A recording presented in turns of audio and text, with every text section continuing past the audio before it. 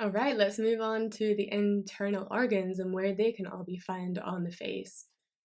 So first up, I want you just to look at this depiction of where the organs sit in your body. Now, it's quite simplified. They are all overlapping.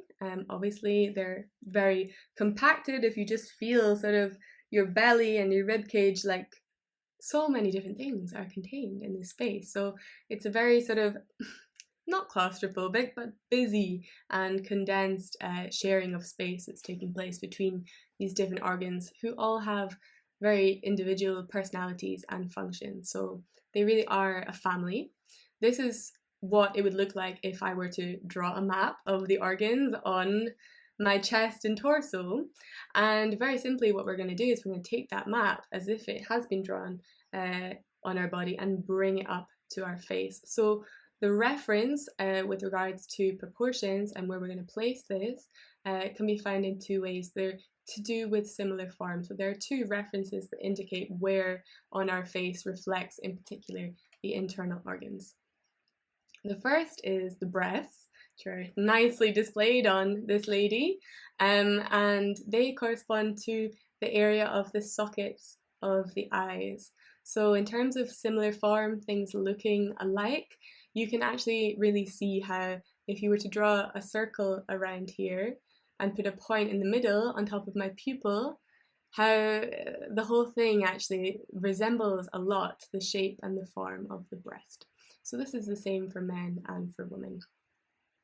And the other point of reference is the rib cage. So if you just take a second to feel your rib cage on the left and right side of your body, inside, if you kind of put your fingers in and under, that's where your internal digestive organs are housed.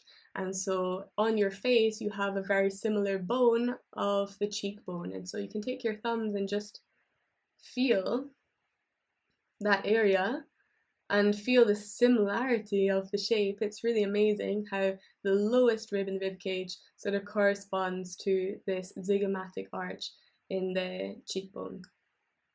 So it's really the same. On the face, our digestive organs are going to fall here, and the lungs and the heart are going to fall further up. So the image looks something like this. And I'm going to talk you through what all of these different colors mean and what these zones are representing. So first up, we have this gray area, which is representing the lungs. The lungs, if you just place your hands over your head at a slight angle, are corresponding to this kind of mask-like panda eye shape that we get around the eye. So until about halfway up the forehead and on the upper portion of the cheeks coming into the root of the nose. The inner socket of the eye does not need to be stimulated to work the lungs, but this area all around is corresponding to the lung. After that, we have the heart, which is sitting in the middle here, in between the eyebrows, coming down to about halfway over the nose, where the bone is. You can really feel this correspondence between the rib cage that's protecting the delicate contents inside in the rib cage, or the bone of the nose, as if it were protecting that delicate pulsating heart inside your chest. After that, we're going to break down the digestive organs one by one. So on your left-hand side, just as on the left-hand side underneath your rib, you have underneath the zygomatic arch.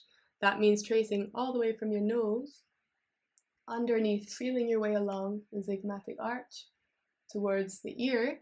For 2 finger widths there, you have the stomach and the spleen reflex zone.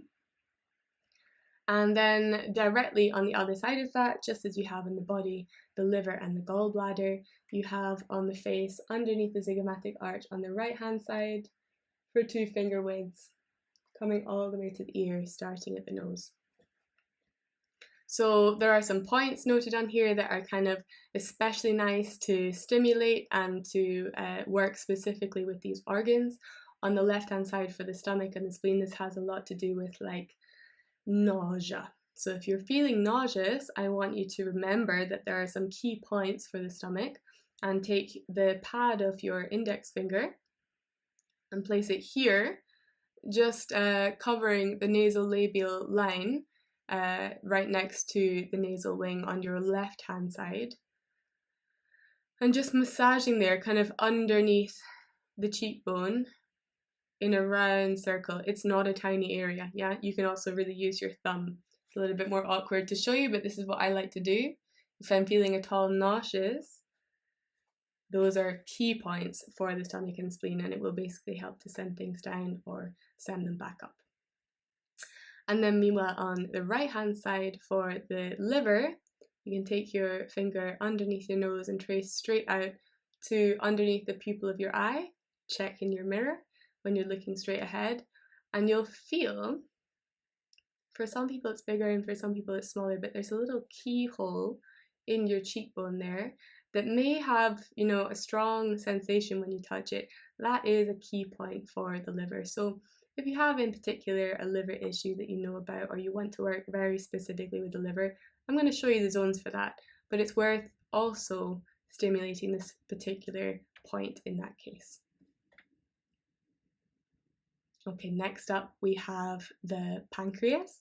The pancreas is sitting like a little mustache right atop the top line of our lip.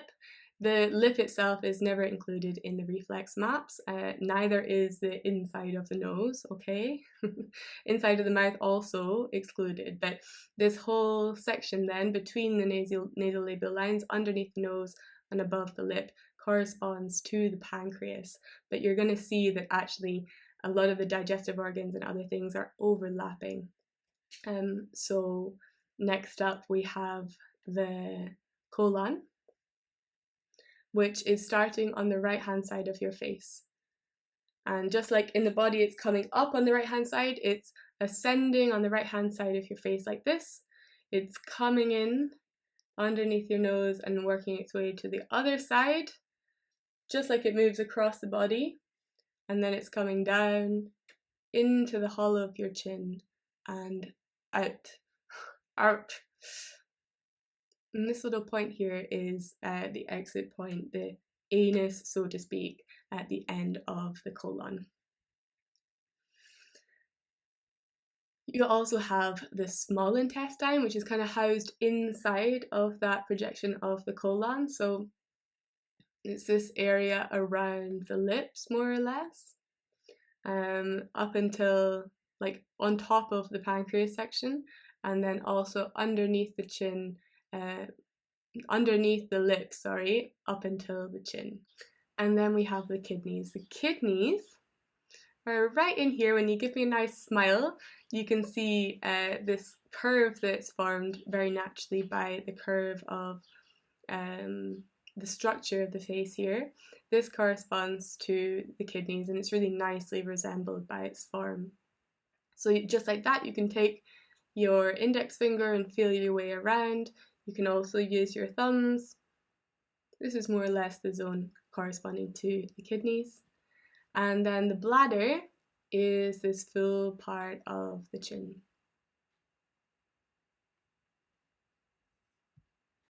Okay.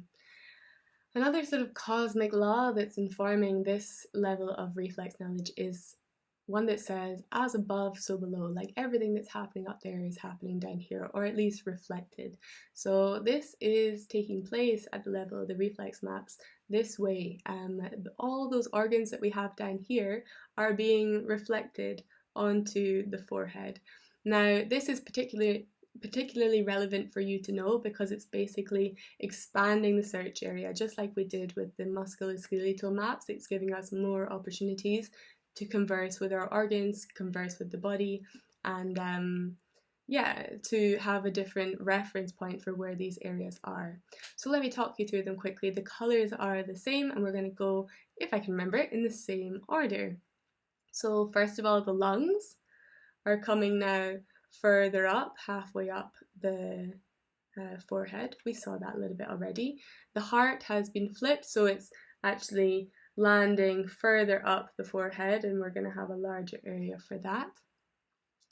On the left hand side of your face, we have 2 finger widths in the middle of your forehead coming straight out to the hairline that now corresponds also to the stomach and the spleen.